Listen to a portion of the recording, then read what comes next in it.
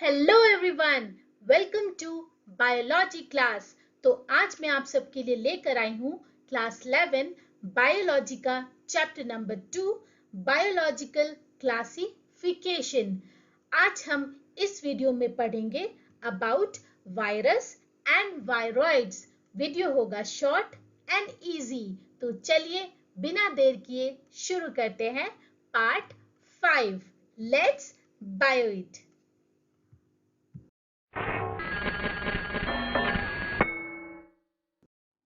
हम डिस्कस कर चुके हैं आर.एच. विटेकर के 5 किंगडम्स के बारे में, जिनमें आते हैं kingdom Monera, protista, fungi, Plantae and animalia. अगर आप मेरे उन वीडियोस को देखना चाहते हैं तो आप मेरे प्लेलिस्ट में जाकर देख सकते हैं। मैं उसका लिंक डिस्क्रिप्शन बॉक्स में डाल दूंगी। तो आज हम कुछ एक्सेप्शन के बारे में पढ़ेंगे। ये ऐसे ऑर्गेनिज्म हैं जो 5 किंगडम क्लासिफिकेशन के अंदर नहीं आते हैं।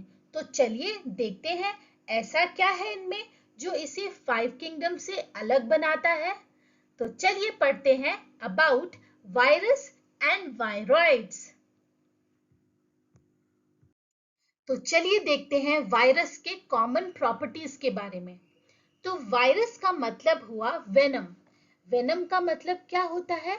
जहर या पॉइजनस फ्लूइड। ओके, एक बहुत इंपॉर्टेंट बात है कि आज तक इसे 5 किंगडम क्लासिफिकेशन में क्यों नहीं रखा गया? क्योंकि आज तक ये प्रूव नहीं किया गया है कि वायरस लिविंग है या non living. They are not truly living. सोचो, तो आप ऐसे ऑर्गेनिज्म के बारे में पढ़ रहे हो, वो ना तो लिविंग है ना नॉन लिविंग है। ये आज तक डिटरमाइन नहीं किया गया है। थर्ड बात ये है कि इसमें कोई भी सेलुलर स्ट्रक्चर नहीं होता है। They are acellular. Okay, next, they are totally parasites. Obligate parasites होते हैं, मतलब वो होस्ट सेल पर डिपेंडेंट होते हैं। Okay, clear? नेक्स्ट पॉइंट ये होता है कि वायरस जब लिविंग सेल के बाहर रहते हैं तो कैसे होते हैं?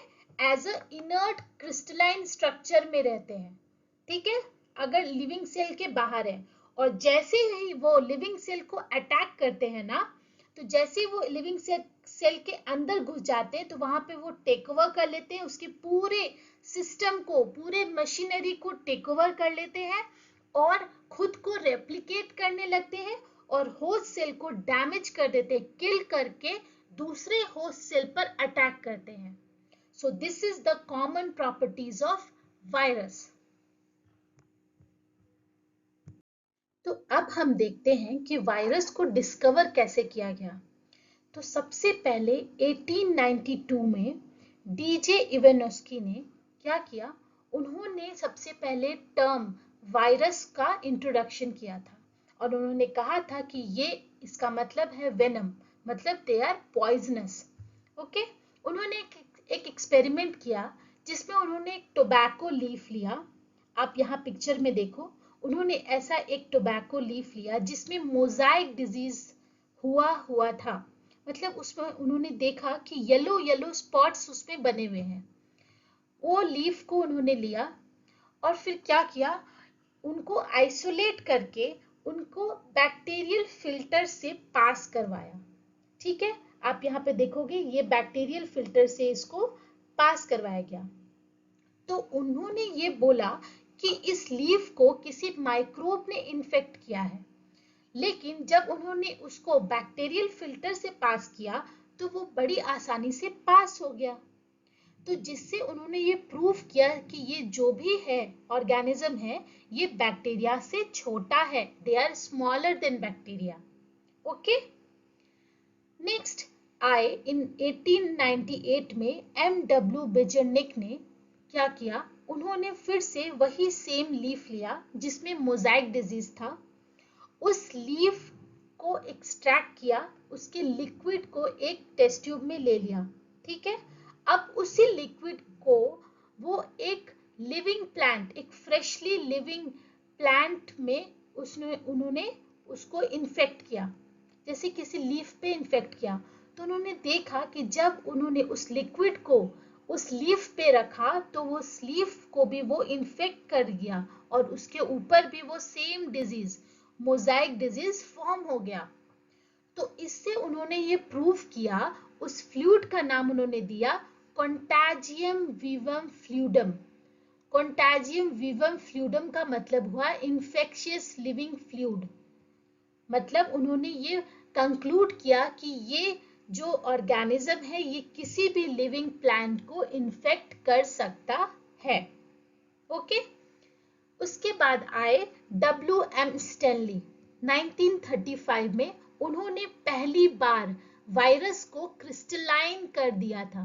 ही was the first to crystallize virus. और उन्होंने ये प्रूव किया कि virus were made largely of protein, वो प्रोटीन के बने हुए हैं। तो ये जो तीनों साइंटिस्ट हैं, इवेनस्की, बेजनिक एंड स्टैनली, इनके कंट्रीब्यूशन को हमें याद रखना है। ओके। तो चलिए देखते हैं अभी तक हमने क्या क्या पढ़ा कि वायरस क्या है। वायरस का स्ट्रक्चर वो बहुत छोटा होता है, they are tiny infectious agent. और वो किस चीज का बना होता है, they are made up of protein. ठीक है। वायरस होस्ट सेल के बाहर रहता है तो एज अ क्रिस्टलाइन स्ट्रक्चर में रहता है। They can not reproduce outside the host cell, लेकिन एक बार वो होस्ट सेल के अंदर जाता है तो रेप्लिकेट करने लगता है। Second, viruses have a huge impact on human health. They can cause everything from a common cold to coronavirus, COVID-19, the pandemic which we all have suffered. Yes? Next, अब virus बहुत type के होते हैं। वो bacteriophage के भी form में होते हैं। फेज उसमें क्या करते हैं, उसमें वो होस्ट सेल के अंदर अपना डीएनए इंजेक्ट करके उसके आरएनए के हेल्प से वो उसका अपना कॉपी बनाने लगता है, अपना डीएनए बनाने लगता है, ताकि इसका मतलब है वो होस्ट सेल के अंदर जाके वो रेप्लिकेट करने लगता है। ओके। तो चलिए अब हम बात करेंगे वायरस के स्ट्रक्चर के बारे में। तो वायरस का जो स्ट्रक्चर है वो बना है दो चीज का। पहला है न्यूक्लिक एसिड और दूसरा है प्रोटीन। इसलिए इसे कहते हैं न्यूक्लियोप्रोटीन। क्या कहते हैं, न्यूक्लियोप्रोटीन।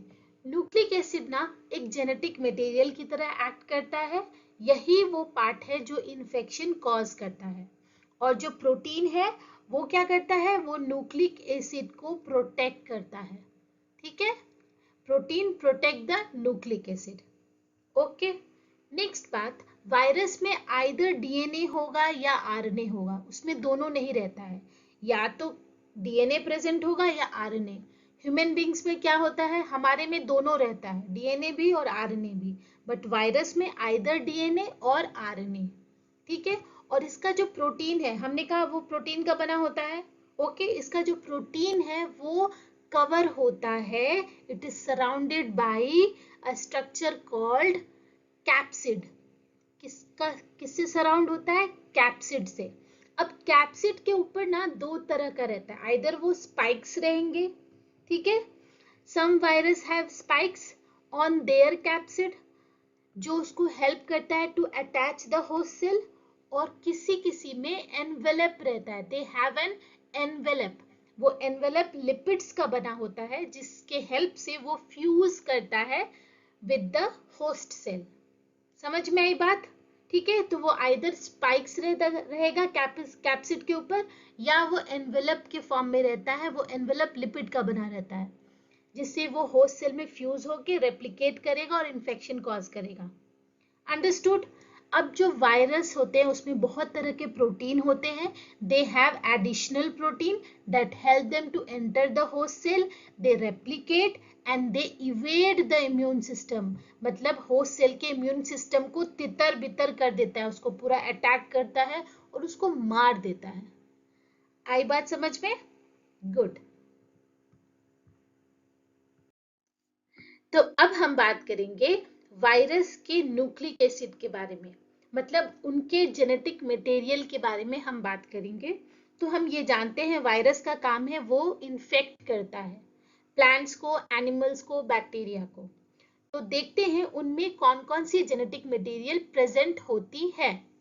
तो वैसे वायरस जो प्लांट को इन्फेक्ट करता है उसमें होता है सिंगल स्ट्रैंडेड आरएनए। ये होता है एज ए जेनेटिक मटेरियल जो कॉज करता है इन्फेक्शन, सिंगल स्ट्रैंडेड आरएनए जो प्लांट्स को इन्फेक्ट करता है। अब वायरस जो बैक्टीरिया को इन्फेक्ट करता है उसमें होता है कौन सा genetic material, double stranded DNA. ठीक है, ये याद रखना है। और वायरस जो एनिमल को इन्फेक्ट करता है उसके अंदर कौन से जेनेटिक मटेरियल होते हैं, या तो उसमें सिंगल स्ट्रैंडेड आरएनए होगा, या डबल स्ट्रैंडेड आरएनए होगा, या डबल स्ट्रैंडेड डीएनए होगा। अंडरस्टूड? ये तो आप जानते हो, एसएस का मतलब हुआ सिंगल स्ट्रैंडेड एंड डीएस का मतलब हुआ डबल स्ट्रैंडेड। ये तो हमने अपने लोअर क्लासेस में पढ़ रखा है। अंडरस्टूड? इस बात को याद रखना, दिस इज इंपॉर्टेंट। तो अब हम बात करेंगे प्रोटीन के बारे में। आप जानते हो वायरस बना होता है किस चीज का, प्रोटीन का।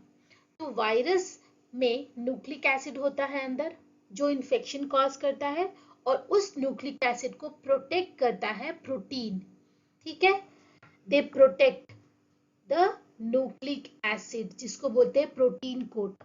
वो जो प्रोटीन कोट है वो बना होता है किस चीज का, कैप्सिड का बना होता है। ओके, अब ये कैप्सिड जो है ना, इसके ऊपर बहुत सारे छोटे छोटे सब यूनिट्स बने हैं जिसे हम कहते हैं कैप्सोमेयर्स। क्या कहते हैं, कैप्सोमेयर्स। जैसे फर्स्ट पिक्चर देखेंगे यहाँ पर टोबैको मोजाइक वायरस का। आप यहाँ पर देख सकते हो, यहाँ पर आरएनए है, ये हमारा क्या हो गया, जेनेटिक मटेरियल, दिस वन। ठीक है, यही क्या करेगा, ये इन्फेक्शन कॉज करेगा। अब ये जेनेटिक मटेरियल कवर्ड है किस चीज से, प्रोटीन कोड से, जिसको कैप्सिड कहते हैं। और ये जो छोटे छोटे हैं ना, इसे क्या कहते हैं, इसे कहते हैं कैप्सोमेयर्स। इसे कहते हैं कैप्सोमेयर्स। अंडरस्टूड? आपको अच्छे से स्ट्रक्चर समझ में आ गया होगा। उसी तरह से एक सेकेंड एग्जाम्पल देखेंगे, बैक्टीरियोफेज। आप देख सकते हो diagram, this is the 3D diagram of bacteriophage. तो चलिए इसका स्ट्रक्चर देखते हैं। तो इसमें भी कैप्सिड हेड है। हाँ, अब कैप्सिड हेड के अंदर क्या है, वो न्यूक्लिक एसिड प्रेजेंट है। यहाँ पर क्या है, कौन सा न्यूक्लिक एसिड रहता है जो बैक्टीरिया को इन्फेक्ट करता है, डबल स्ट्रैंडेड डीएनए। ओके, ये न्यूक्लिक एसिड प्रेजेंट है। उसके बाद एक सीथ होता है इसमें ऐसा लंबा सा, and then there are spikes. ये स्पाइक्स क्या करते हैं, these spikes attach the host cell. ये स्पाइक्स के हेल्प से वो होस्ट सेल को अटैच करता है और फिर अंदर उसके अंदर जाके इन्फेक्ट करता है। Okay, so this is the bacteriophage and this is tobacco Mosaic virus. Understood? तो अब हम देखेंगे वायरस कौन कौन से डिजीज कॉज कर सकते हैं in plants and in animals. तो प्लांट्स में देखते हैं, दे can cause Mosaic, Mosaic formation. Second, leaf rolling and curling. Next, leaf yellowing, मतलब जो पत्ता है, लीफ है, वो येलो कलर का हो जाएगा।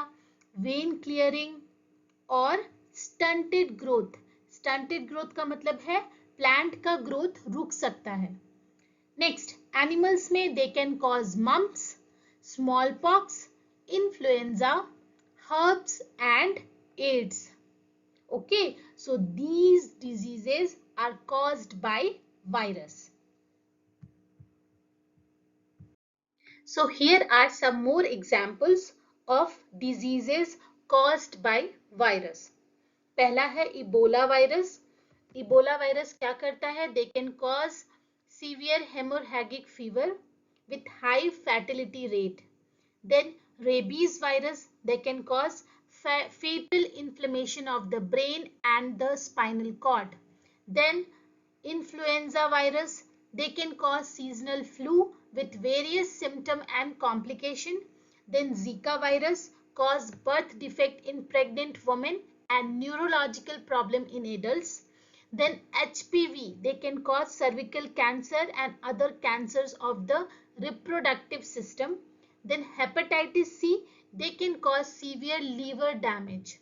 So you can imagine that viruses are very harmful to plants, animals and bacteria.